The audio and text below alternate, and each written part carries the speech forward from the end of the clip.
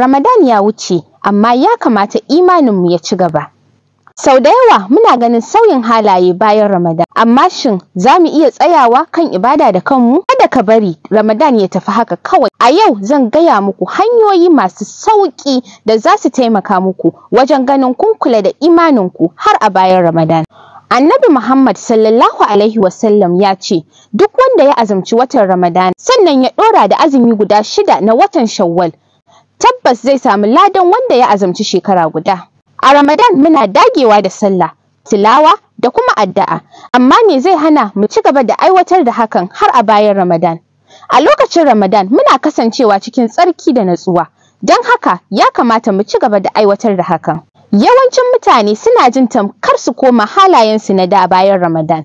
Shin hakan ya dace? Dole ne mu guji komawa tsofaffin halayenmu marasa kyau, kamar ƙin yin sallah akan lokaci, yawan gulma da munafurci, ko kuma wasa da lokutan ibada. Ramadan na iya wucewa, amma Ubangiji yana nan. Kada mu bari imaninmu ya taɓu. Ku yi ƙoƙari ku ci gaba da ibada, karatun Alƙur'ani, addu'o'i tare da kyautata ɗabi'unku. Ku ci gaba da bibiyar mu a tashar mu ta Kanawa Network.